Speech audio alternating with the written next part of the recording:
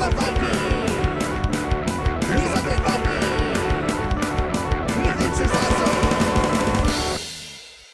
everyone, this is me, the Undead Viking, and this is Everdell. Well, it's just a card from Everdell. It is a prototype that I was sent of this game, so I don't have a box. So actually, I do have a box. It just, well, it looks like this. But anyway, I don't have a picture to show you. Everdell is a worker placement game. It is a city building game. It is a hand management game. It is a like resource collection, build your tableau type of game. And this is a game that when I was asked if I would take a look at it for this review, I kind of knew I was going to dig it just because this is the type of game, the mechanisms of the game was something I was going to enjoy.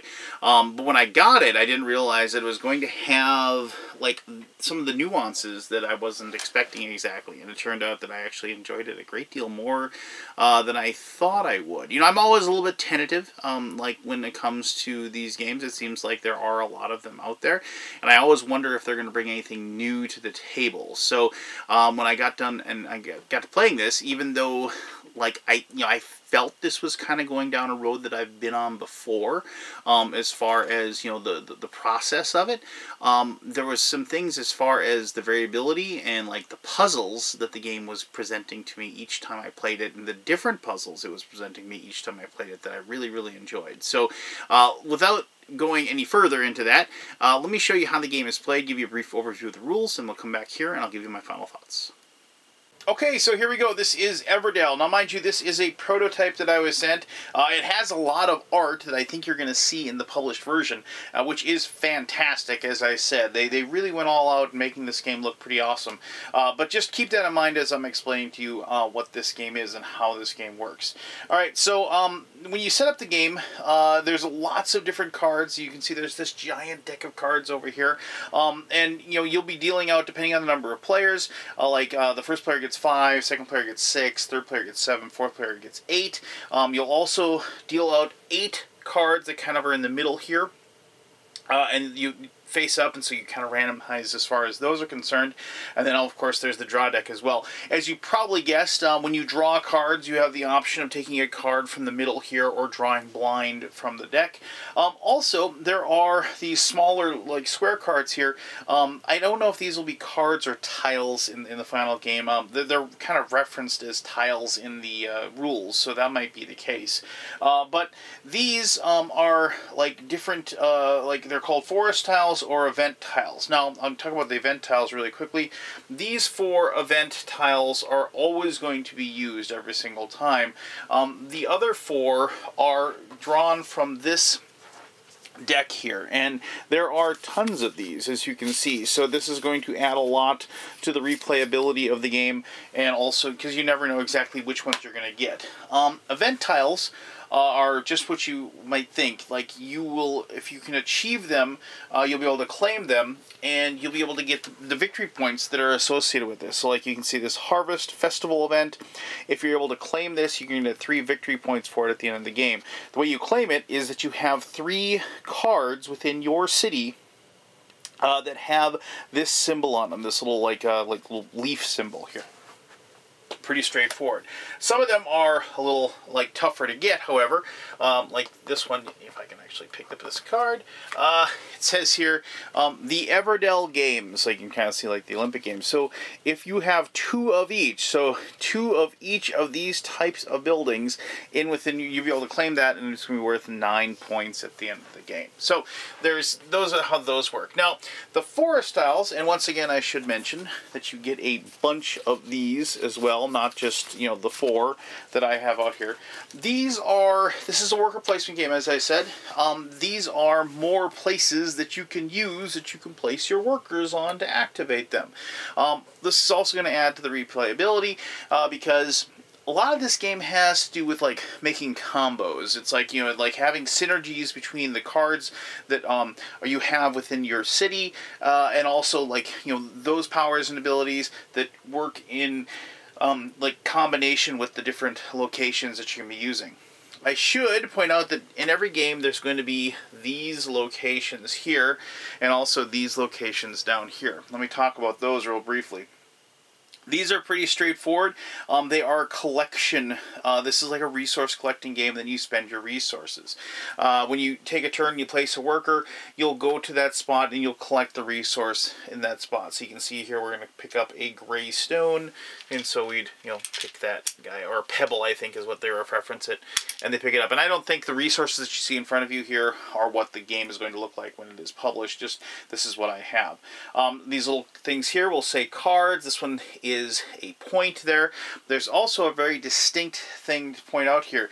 You notice that some of these spots have a full circle on them, while others have an opening on the bottom. When you have an opening on the bottom, that means that more than one worker can go to that location and use it. However, the closed circle, as you might have guessed, is a spot where you can't go to that spot once it is taken. So that's something to keep in mind with the locations. Also, before I've even gotten to the point of explaining how the game works, is that some cards that you'll have that you will create, like here is the post office.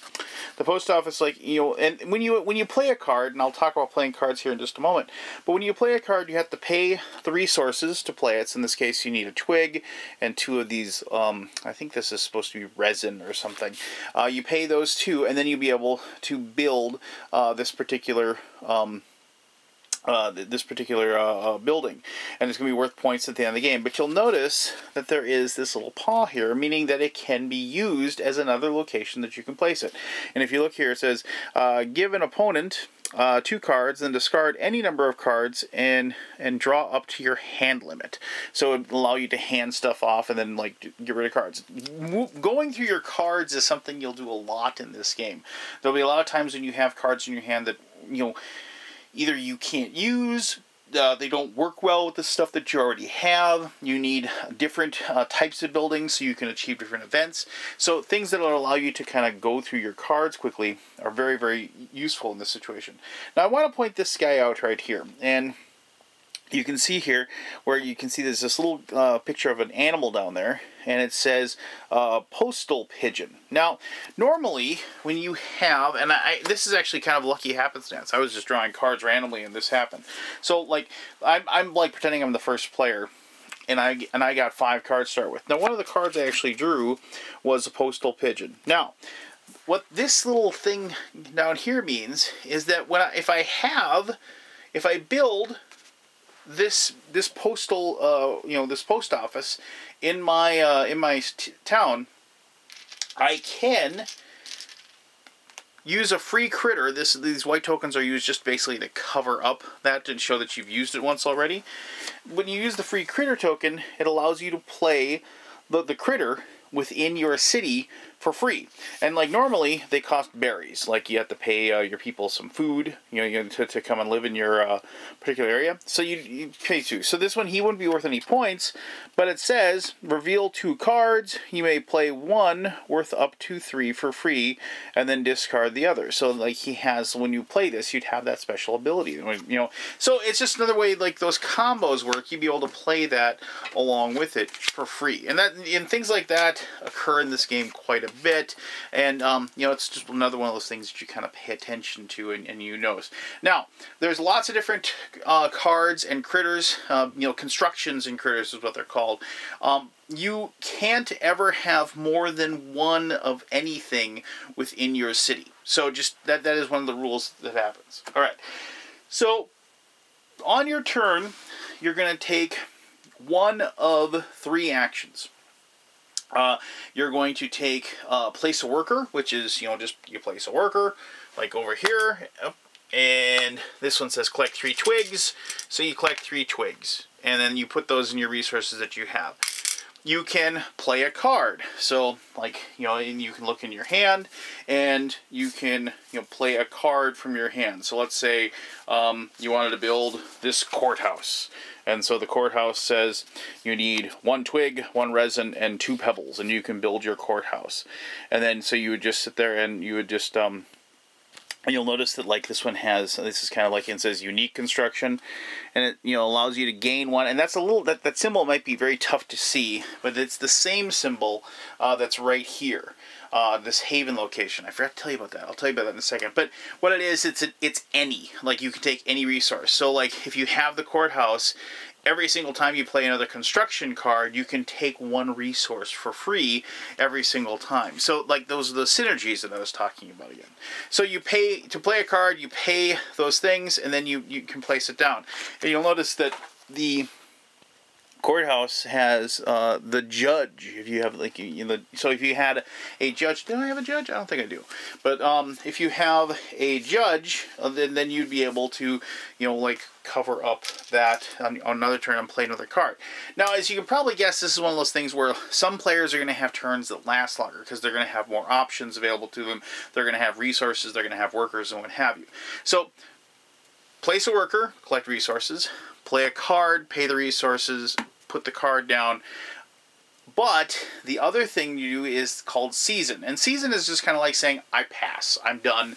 I've done all that I can in this particular round. There's no, like, bonus or negative to being first or last that does season. All season does is it allows you to say, okay, I'm done with spring. That allows you to collect your worker off of spring. So then you collect all your workers, put them back in.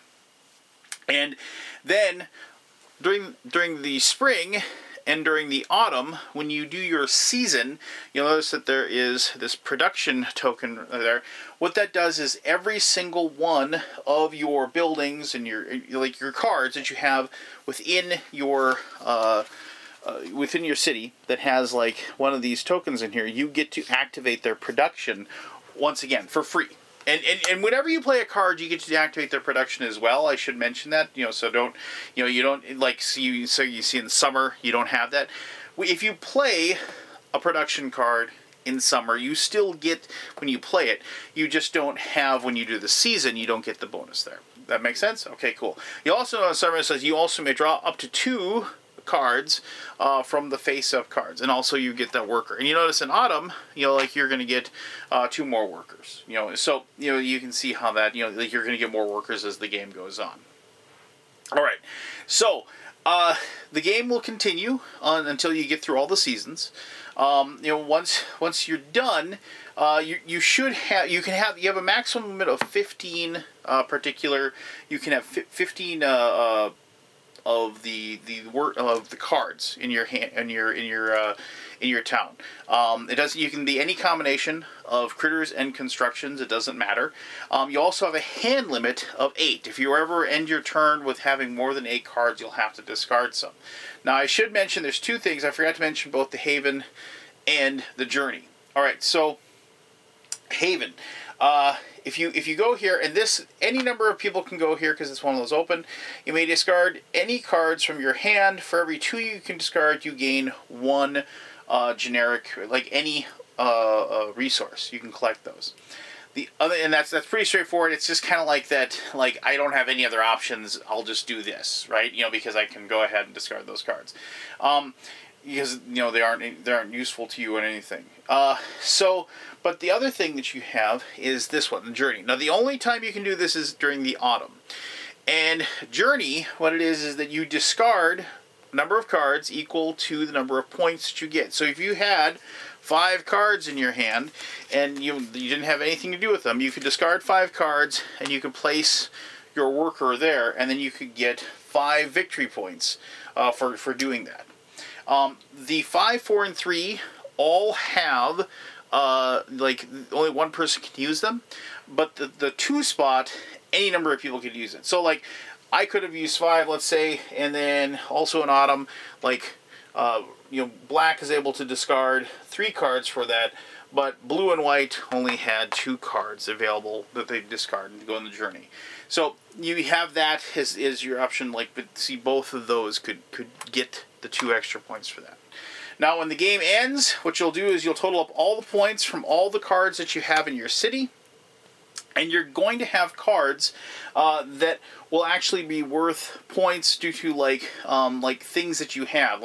I'll dig for one of those, but also different cards, like different event things, will actually have like certain things where it's like you have, like the Path of the Pilgrims, where you get 3 points for each worker that's in your monastery.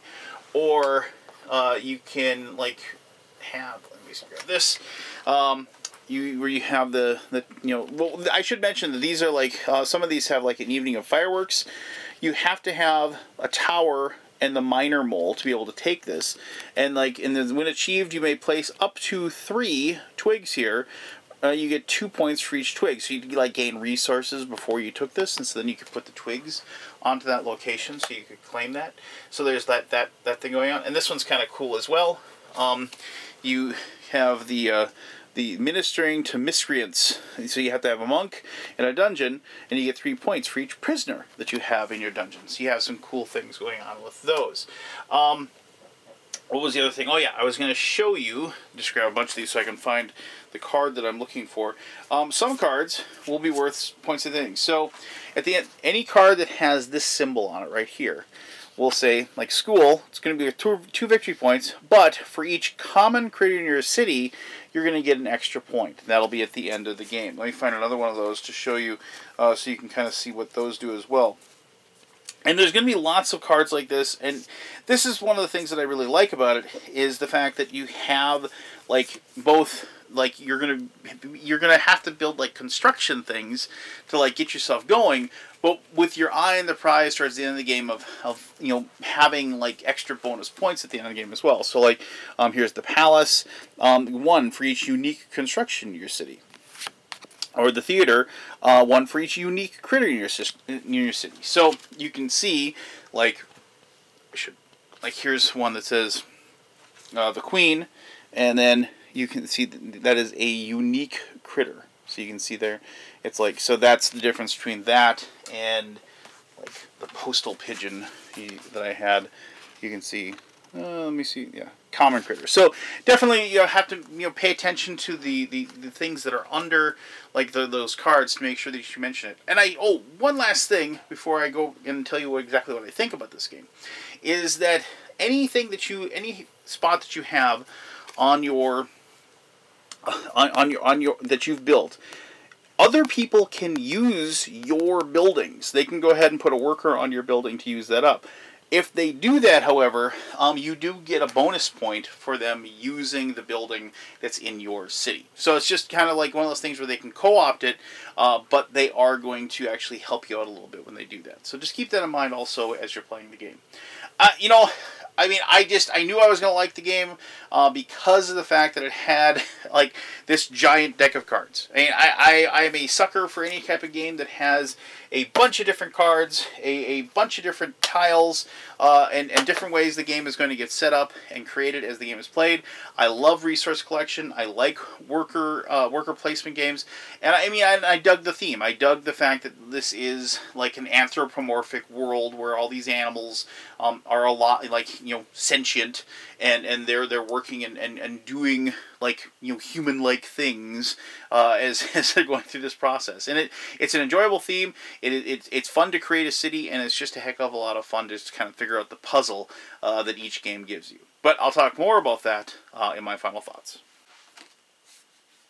Not nearly as impressive. Anyway, so there you go. That was Everdell. I hope you have a good idea of how the game is played. I didn't go through like each turn or anything. Just if you've played like a worker placement game, I think you're gonna be able to grok how to play this pretty well. The big thing for me just comes with 2 things. One, I never felt like I was ever really able to get my engine going, and that might sound bad, but it actually is a really good thing. It teaches you to kind of well, let me take a step backwards here real quick. Okay, so there's lots of games out there that it's like, okay, I'm going to put this card down, and then it works well with this card, and I got these guys over here, they can go and do this, and there's that spot over there that gets me this, and so forth. And then you kind of get, like, the engine, rolling, right? It's chug, chug, chug, chug, chug, chug, chug, and all of a sudden it's just, doo, doo, here come the victory points, and you've got it rolling, right? And you get it set up, and it's kind of pleasant to see that work, and yeah, I mean, there's lots of games out there that do that, but this one is a game that like it just never felt like there was any way to like get it to the point where you're actually churning out the victory points efficiently. Now, once again, that might sound bad, but it isn't a bad thing because you are able to get it moving. and get it clunking and get it, and you're starting to grind the gears a little bit and get the game running. But by the time you really kind of get that machine oiled up and going on all 4 cylinders or 6 cylinders or whatever, the game's over. And I like that. There's too many games, I think, that like you kind of go through the process of like finding those different cards that work well together, and then all of a sudden everybody's done that, and then it's just whoever made the best engine, and then you kind of go through like 2-3 turns of a game of each person just producing a bunch of victory points. And that's why you have that like that series of games that were out there where it seems like like every game was like, oh, I scored 217 points, and oh, I scored 214, oh, I scored 228. And you're just like, why couldn't this ended like 3 turns before, and we could have had like scores of like 60, 70, 75, and it. But I don't know. It's kind of like they put the mittens on and they just kind of bat you around a little bit. They don't really make the game tough. And I wouldn't say this is like a really, really heavy game, but I did feel like I couldn't waste a single action. I needed to make sure that I did the right thing every single time. And when you have that, and when you have all the different variables with all the different cards and all the different tiles and all the different things that you can create, different critters that you can put in your city, it inspires you to like make sure that you're not screwing something up at the beginning. But sometimes screwing it up is kind of fun too, because it kind of like teaches you like you go down a path and all of a sudden you're like, oh man, what did I do? But it teaches you then at that point to like, okay, I can't go backwards. I can't. So what am I going to do? How am I going to make the best of this right now? And there's still enough variability, still enough options, still enough things going on that you can still like bang away at it and make something useful out of the path that you took. And I like that about games, that like you have that gritty aspect to it that makes you come back and want to refine the way that you played it again. But the thing is that I'm a very much an exploratory gamer, and a lot of times I play games where it's like I figure them out and the game really isn't fun for me anymore. I'm not somebody that wants to sit there and like, let's play, game X for like the 30th time. I know the game in and out, but maybe I can just somehow squeeze like an extra 3-4 points out of like my strategy that I always use. Ooh, won't that be fun? Ugh. But this is a game, though, that because of like this giant deck of cards, because you get a bunch of different event tiles, because no 2 games are ever going to be alike, and I know people say that all the time, no 2 games ever be alike, but this time it really means it. I mean, like the card that you desperately think that you need, like the king critter or the queen critter, like you build the castle and you want to be able to put them in there so you can get a bunch of points. There's no guarantee that's going to show up. You have to like seize those moments and seize those synergies when they pop up and present themselves to you. The exploratory nature gamer of me, kept coming back to this game again and again and again, because I wanted to see each game, how each game was going to create, how each game, the narrative of each game was going to be presented to me. And I found myself, even though I lost way more than I won this one, I enjoyed hammering out that puzzle, right? Figuring out what path I wanted to take, maybe figuring out the path that I took wasn't the right way, but then I, just started hammering away and trying to figure out to make the best of that situation.